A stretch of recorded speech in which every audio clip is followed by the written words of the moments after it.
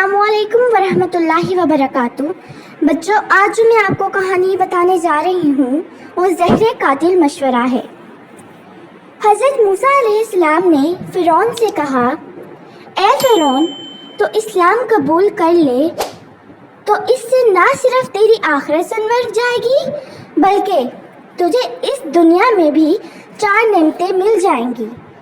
सिर्फ ये तस्लीम कर ले कि अल्लाह के सिवा कोई इबादत की लायक नहीं। वो हर शे का खालिक है, वो रज़्ज़ाक है हर शे का। वो दिलों के भेद जानता है और सरकश और जालिम हाकिमों की सरकोबी करने पर कादिर है। फ़िरौन ने इन 4 नेमतों के बारे में जाना चाहा तो हज़रत मूसा अलैहिस्सलाम ने अल्लाह के हुक्म की तामील में फरमाया, ए फ़िरौन, तो अगर इस्लाम कबूल कर ले तो तेरे लिए पहली नेमत तो सेहत और तंदुरुस्ती होगी कि तू हमेशा तंदुरुस्त तवाना रहेगा। दूसरी नेमत तुझे ये मिलेगी कि तू नफ्सानी ख्वाहिशात को अपने ताबे कर लेगा। तीसरी नेमत तुझे ये हासिल होगी कि इस वक्त तू एक मुल्क का बादशाह है। इस्लाम कबूल करने के बाद तुझे 2 मुल्क अता हो जाएंगे। और चौथी नेमत ये मिलेगी कि तू हमेशा जवान रहेगा, तेरे बाल भी सयाह रहेंगे। फ़िरौन को ये बात पसंद आई, कहने लगा, मैं अपनी अहलिया से मशवरा कर लूँ। हज़रत आसिया रज़ी अल्लाह अन्हा ने फ़िरौन से कहा, अगर ये मामला है तो जान कुर्बान करके ये भी नेमतें हासिल कर ले। ये कहकर हज़रत आसिया रोने लगी। फ़िरौन से कहा, तुझे मुबारक हो, हज़रत मूसा अलैहिस्सलाम ने तेरी बुराइयों का पर्दा रखा।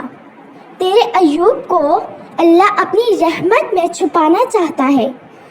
किसी से मशवरे की तुझे ज़रूरत नहीं। इस दावत हक़ को वक्त ज़ाया किए बगैर कबूल कर ले तो अपने नफ्स को झुका दे, तकब्बुर और गरूर को अपने रास्ते में रुकावट ना बनने दे, सर तस्लीम गम कर दे। कब तक सरकशी पर अड़ा रहेगा। फ़िरऔन ने अपने वज़ीर हामान से भी मशवरा करने का ख्याल जाहिर किया तो हज़रत आसिया रज़ी अल्लाह अन्हा ने मना फरमाया कि वो इस मशवरे के लायक नहीं, खबरदार इससे मशवरा मत लेना। हामान ने फ़िरौन की सारी बात सुनी तो मशवरा उसको शोर मचा दिया। हाय हजूर, आपकी शान में मूसा ने ऐसी गुस्ताखी की। आपकी शान तो ये है कि तमाम कायनात मशरिक से मगरिब तक आपकी मती हैं। नाउज़ुबिल्लाह, आपकी तौहीन हुई है। अगर आपने इस्लाम कबूल करना है तो पहले मुझे जान से मार डालिए। मैं तो कम अज़ कम आपकी ये तौहीन बर्दाश्त नहीं कर सकता। आसमान ज़मीन बन जाए और ज़मीन आसमान, हमारे ग़ुलाम हमारे आका बन जाए। मौलाना रूमी रहमतुल्लाह अलैहि ने हामान से यहाँ बेहद नाराज़गी का इजहार फरमाया है और हामान से यूँ मुखातिब होते हैं, ए हामान मर्द, मशरिक़ से मगरिब तक फैली हुई हुकूमतें क्या हुई।